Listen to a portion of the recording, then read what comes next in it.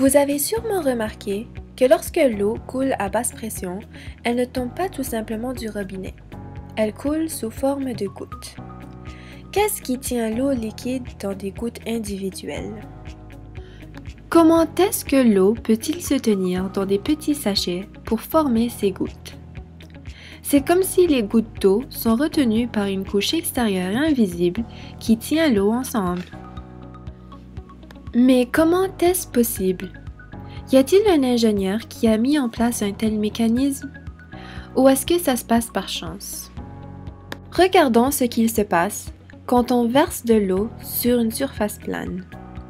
Normalement, puisque l'eau est un liquide, elle devrait couler entièrement jusqu'au bord de la table.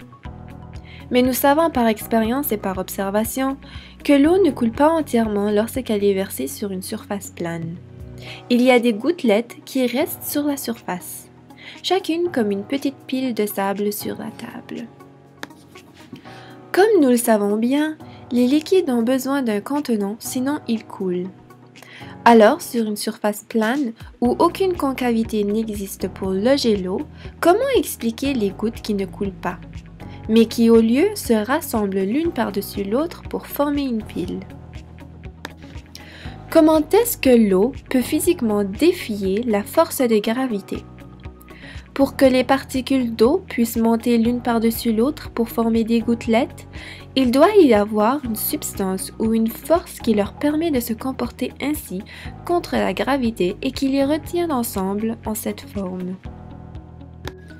Il est important de comprendre les lois qui gouvernent le comportement de l'eau.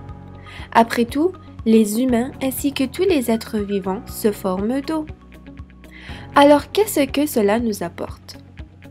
Est-ce que ça nous regarde? Eh oui, énormément. En effet, sans ces gouttes d'eau et sans leurs propriétés distinctes, ni toi ni moi ne pourrons exister. Ces petites gouttelettes tiennent en elles l'essence de la vie sur Terre. La loi qu'Allah a mise en place pour permettre aux particules d'eau à monter l'une sur l'autre pour former les gouttelettes est essentielle à la viabilité de tous les êtres terrestres. Mais comment expliquer cette loi?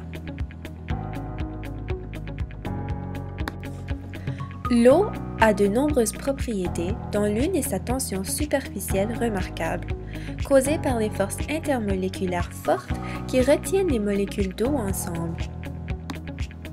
Cette force de tension permet aux molécules d'eau de se tenir ensemble et de former une couche extérieure qui emballe l'eau sous forme de gouttes.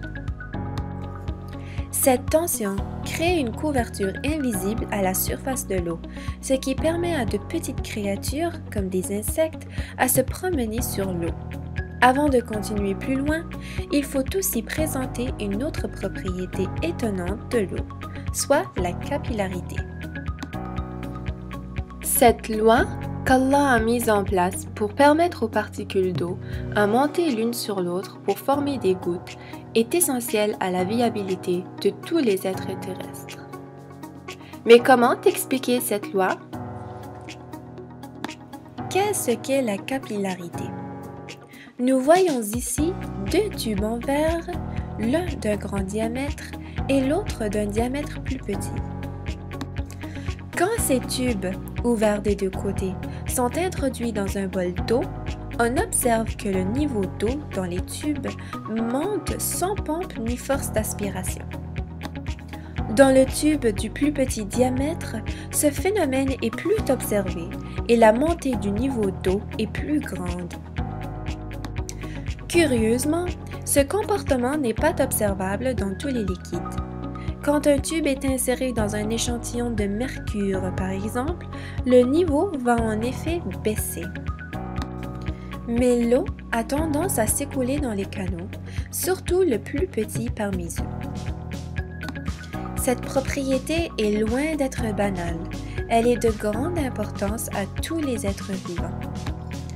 Qu'arrivera-t-il si l'eau n'avait pas ces propriétés distinctes? Ça serait sûrement plus grave qu'on ne puisse y penser. Sans la haute tension superficielle et la capillarité de l'eau, ton sang ne coulera pas dans les plus petits vaisseaux sanguins de ton corps. Certains vaisseaux sanguins n'ont que 3 microns de diamètre, ce qui est 3 millionièmes de mètre. La tension superficielle et la capillarité sont ce qui permettent au sang de s'écouler dans ces vaisseaux microscopiques. Et ces propriétés sont cruciales aux organismes qui requièrent un système de circulation sanguin, mais aussi à plusieurs autres organismes différents, tels les plantes. J'ai déjà demandé comment les plantes poussent à la verticale et croissent vers le haut malgré la force de la gravité? C'est l'eau qui permet aux plantes de pousser grâce à sa haute tension superficielle et sa capillarité. Sans ces propriétés, il n'y aurait aucune végétation ni aucune vie sur Terre. Cette petite gouttelette est effectivement la clé de notre existence. La science nous a permis de réellement apprécier les miracles de la création d'Allah, de la grandeur de la vie sur Terre jusqu'aux plus petites gouttelettes d'eau qui la soutiennent. Et dans les mots d'Allah, et dans vous-même il y a des signes, ne verront-ils pas alors? Toute vie terrestre est soutenue grâce à la présence d'eau. Allah dit: toute créature vivante est faite d'eau. Ne croiront-ils pas alors? Y a-t-il d'autres substances ayant une surface superficielle supérieure à celle de l'eau? En effet, plusieurs en ont. Le goudron, l'huile, les solides, pour en nommer quelques-uns. Toutefois, ils n'ont pas la viscosité distincte de l'eau qui joue aussi un rôle important pour soutenir la vie sur Terre. Notamment, les particules des matières solides ne peuvent pas grimper l'une sur l'autre ni couler à travers les tiges des feuilles d'arbres et des vaisseaux sanguins délicats. Pour exister et pour le soutien de la vie, il est nécessaire que la haute tension superficielle de l'eau et sa faible viscosité soient présentes simultanément. Notre corps est constitué à 70% d'eau. Un nouveau-né en est constitué de 90%. Demande-toi donc pourquoi. Et tel Allah l'a dit, nous avons fait de l'eau toute chose vivante.